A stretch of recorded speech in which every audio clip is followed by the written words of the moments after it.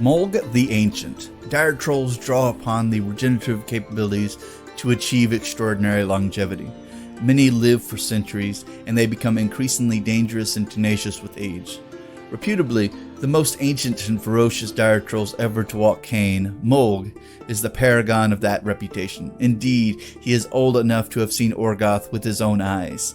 He has wandered the wilds of the southern mountains like the craggy troll king, demanding homage from all the trolls who cross his path. Even highly aggressive young dire trolls meekly retreat when Mulg's heavy tread approaches their domain, abandoning kills in his path to assuage his endless hunger. Mulg has experienced only limited interactions with trollkin before he first descended from the mountains centuries ago to exact tribute.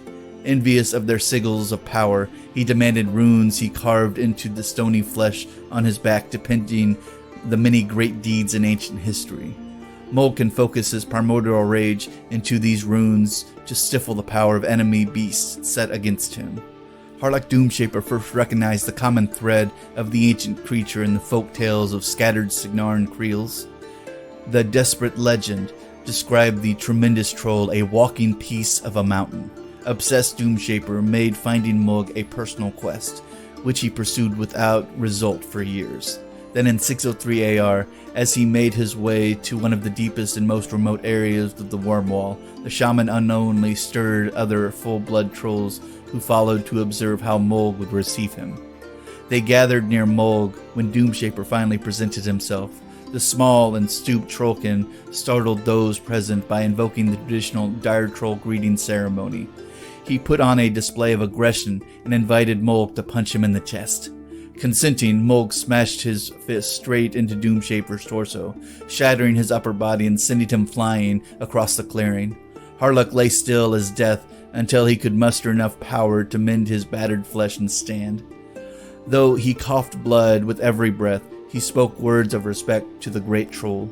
No creature has ever survived such a blow, and the ancient was so impressed he named the shaman Kroll. The two shared blood and primal ceremony, and since that time Mulg has considered Kroll a tiny brother. The precise meaning of the name is disputed, but the most likely translation is not food. This represents a profound abstract concept to dire trolls, who are inclined to eat almost anything. Mulg imparted so much respect to Warlock Doomshaper through this blessing that the shaman gained the unprecedented obedience of the other dire trolls. For most of his long life, Mulg stayed out of the Trollkin wars, content to prowl his mountains for food. Hunger gnaws at him constantly, even when he has eaten his fill. But when Doomshaper was captured and imprisoned by Signarans, the troll felt a call of his blood bond to Kroll and heard the shaman's voice in his mind. A surge of rage overwhelmed Mulg's ancient brain, and he marched to liberate Kroll in a blood-fueled crusade, bringing with him an assorted of eager young dire trolls and leaving the fortress in ruins. Mulg has rarely left Doomshaper's side since. Well, being called not food by a dire troll, I imagine would be a great title to hold, because dire trolls literally see everything as food or everything edible, and being called that by one of the most ancient of dire trolls, who literally has runes carved into his back, and actually carries a club, or a club with actual runes built into it as well. This guy is dangerous, and this guy's always hungry, but if you're not food to him, that means something. So, but yeah, this guy is super dangerous. I've seen him in the battlefield. I've seen him take swings at warjacks that you wouldn't expect to do much, but end up killing the accompanying warlock with him with just a backward swing of his club inadvertently. So yeah, this guy is uber dangerous, and even having him without Doomshaper, like seeing him with any other warlock, he is still pretty dang dangerous. Maybe not, the crazy danger that he is with Doomshaper, but definitely somebody you want to have in your corner at all times. But let's read over his Mark 3 to Mark 4 changes and see what we got, shall we? And as always, we'll start with his stat line. He is a speed 4 because he's an old troll. His mat is 7. His defense is 10. Arm 19. Fury 4. Threshold 7. He is easily raged. He has all the standard heavy war beast abilities of trample, slam, and headbutt. And his abilities, this is where he really shines out. He has Arcane Vortex. So this model can immediately negate any spell that targets it or a model within 3 inches by spending 1 focus or fury. The negated spell does not take effect, but its cost is remained. With a Doomshaper, here's the fun thing. If Mulg begins the game in Doomshaper's battle group, it is bonded to him. Mulg is not considered to be bonded while in opponent's control. While Mulg is bonded, Doomshaper gains a +1 fury, which gets him up to a Fury 5, which makes him incredibly dangerous because you get a lot more work out of him than you would normally. So it moves him up from a standard Dire Troll to a character Dire Troll. His other abilities, he still has Hyper Regeneration.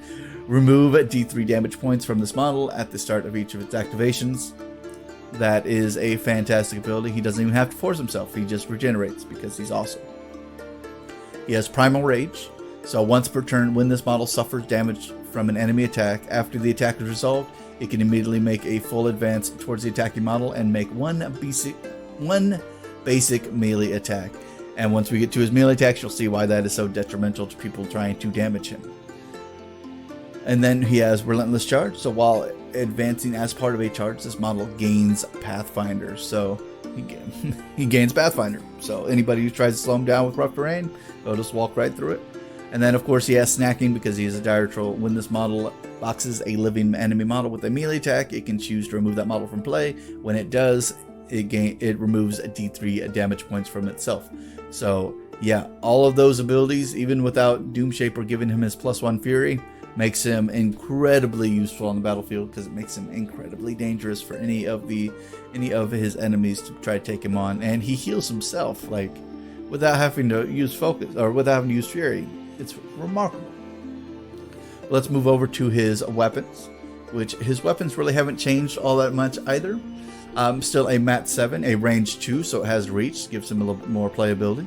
It has a POW 19, which swings about as hard as a Kodoran Juggernaut's ice axe.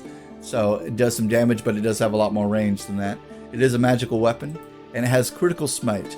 This is probably what I saw whenever he launched the Warjack into his Warcaster and knocked him out. So on a critical hit, the model hit can be slammed D6 inches directly away from this model. If the model hit has a larger base than the attacking model, it is moved only half the distance. The power of collateral damage is equal to the power of this weapon. So, because he slammed that guy, he not only dealt 19 damage to the guy he hit, but also 19 damage to the person that he ran into. And that is a pretty staggering amount of damage to be slammed with. So, and especially if you're not a heavily armored dude, 19 damage is probably going to remove most of you anyway.